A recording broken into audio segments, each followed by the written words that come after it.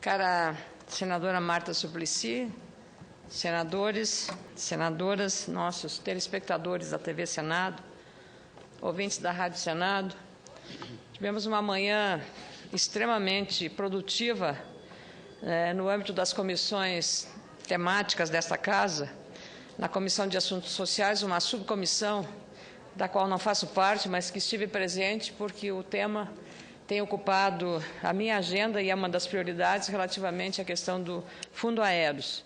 O senador Paulo Paim, que preside essa subcomissão, a chamada CASEMP, teve uma iniciativa oportuna para atualizar sobre as ações que vêm sendo feitas no âmbito do Congresso Nacional e no acompanhamento das ações do Poder Executivo e também do Poder Judiciário, de uma matéria que já deveria ter sido vencida há muito tempo pela necessidade e pelas razões sociais deste drama que vivem centenas de famílias do Fundo Aeros.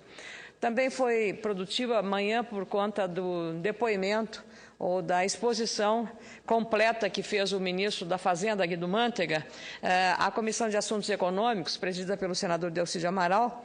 Sentimos a sua presença, senadora Marta Suplicy, porque a senhora é muito voltada às questões econômicas, para debater a medida provisória 564, que trata das alterações nos rendimentos da caderneta de poupança.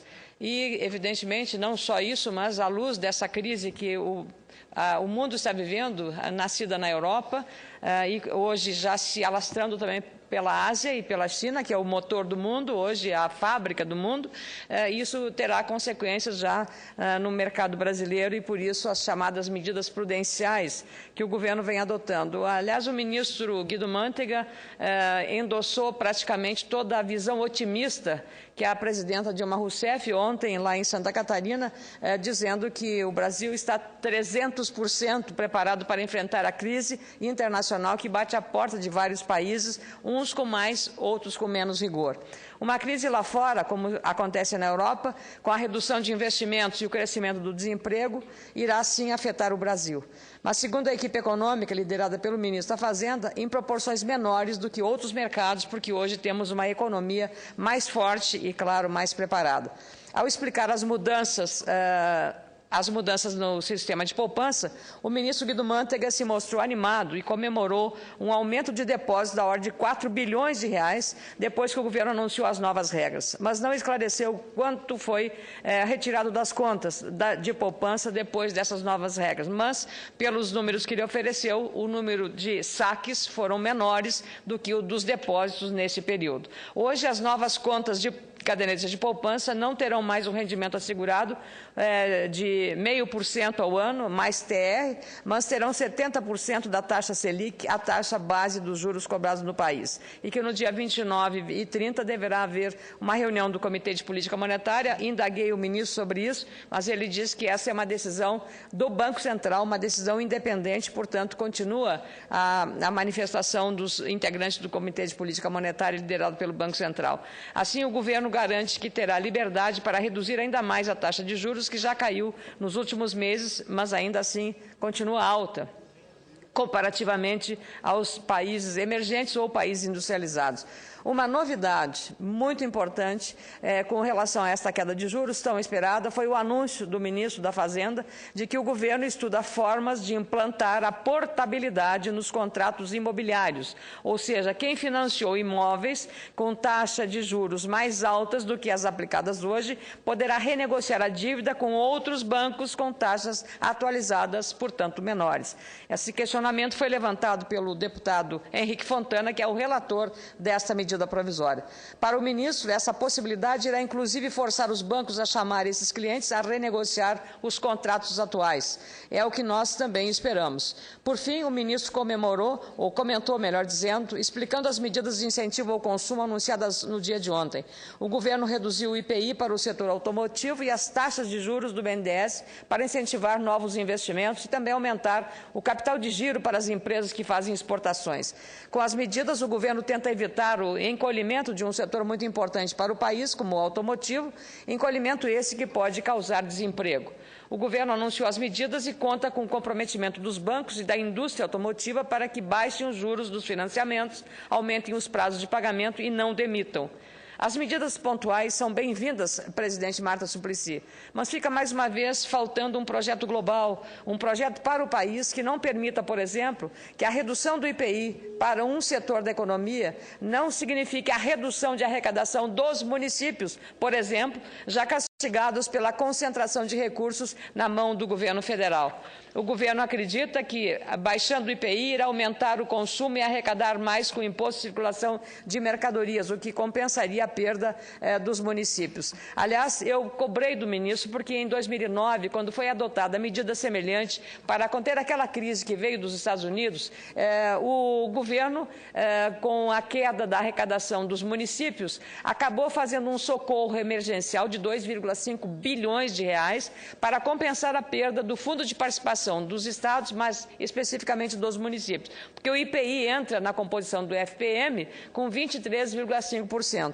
O ministro, ao ser indagado por mim a respeito desse novo risco, a respeito da perda de receita dos municípios, admitiu que o governo poderá repetir a dose agora. Vale lembrar também, senhora presidente, que nesse é um ano de eleições, os prefeitos municipais atuais não podem encerrar a sua gestão com restos a pagar, sob pena de serem criminalizados e vão para a prisão se não cumprirem essa determinação legal. Portanto, uma perda de receita agora, não podendo deixar restos a pagar, vai ser uma complicação muito grande e a senhora sabe bem, administrou São Paulo, sabe como são os dilemas das prefeituras. Menos mal que o ministro, provocado por mim, admitiu que o governo vai sim, em caso de descobertura dessa necessidade financeira dos municípios em relação ao FPM, vai tomar as medidas necessárias, fazendo as coberturas necessárias.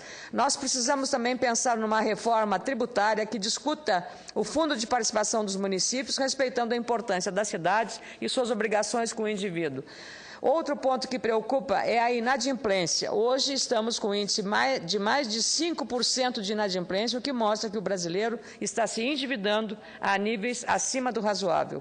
Um conjunto de medidas para o consumo precisa ser aplicado com cautela e levar em consideração que em muitos estados vivemos situações diferentes, bem diferentes. No meu estado, o Rio Grande do Sul, onde a seca quebrou em alguns municípios até 80% a safra de soja ou de milho, os produtores rurais não terão fôlego para consumir, para comprar novos equipamentos ou novos produtos de consumo na cidade. Outra questão, aumentar a venda dos carros quer dizer colocar mais veículos nas cidades, em um país que precisa repensar a mobilidade urbana que está em crise e ultrapassada.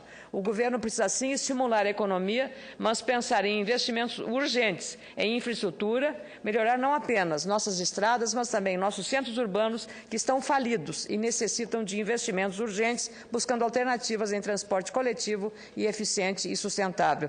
Por fim, senhora presidente, eu levantei ao ministro uma preocupação que tem me ocupado aqui, a minha agenda, que diz respeito ao que está acontecendo na concorrência com a Argentina. As indústrias de máquinas do meu estado estão se transferindo para a Argentina. 4.000 empregos serão extintos por conta dessa transferência.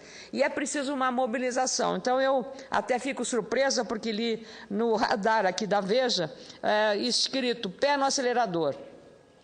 A PSE, Peugeot, Citroën e a GM batem no fim do mês o martelo para a construção de uma nova fábrica no Brasil, que será destinada a produzir 4 modelos, 2 de cada uma das montadoras. É um investimento de 1 bilhão de euros. Na disputa para sediá-la estão Rio de Janeiro e Minas Gerais.